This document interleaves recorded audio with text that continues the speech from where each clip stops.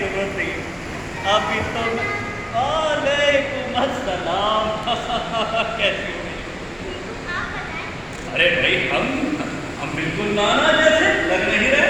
नहीं लग अरे काश वो कहते तो ज्यादा अच्छा है। लेकिन खैर मैं आपसे जनरल नॉलेज से सवाल पूछूं?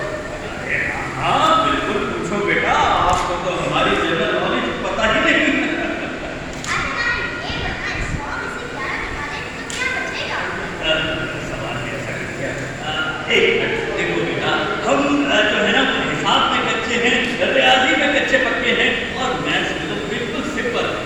अरे नाना मैं बताती हूँ 100 में से 11 बचे तो मैं बचूंगी। 100 में से 11 निकाले तो तुम बचोगी, मगर कैसे? देखिए 100 में से अगर 11 निकालें तो कौन बचेगी? 89। 100 में से 11 निकालें तो कौन बची? नवासी, हमारी प्यारी नवासी। बड़ी होशियार हो तुम। माशाल्लाह माशाल्लाह। नाना आपको कॉपी चलाने याद है? हाँ हाँ बिल्कुल याद है। आपने अपने नाना को इस अमली का ज्यादा समझा हुआ है, जिसे अपने तराने को याद है लेकिन कौमी तराना याद नहीं है। अच्छा नाना ये बताएं कॉपी चलाने किस जबान में है? उर्दू में या फारसी में? लो ये भी कोई सवाल।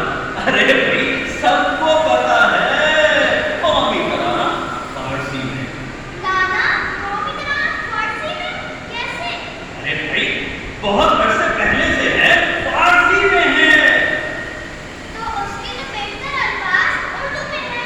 अरे भाई देखो, आप होंगी नाना की 89, लेकिन हम हैं 89 प्लस, यानी कि आपके नाना, इसलिए हम तो कह रहे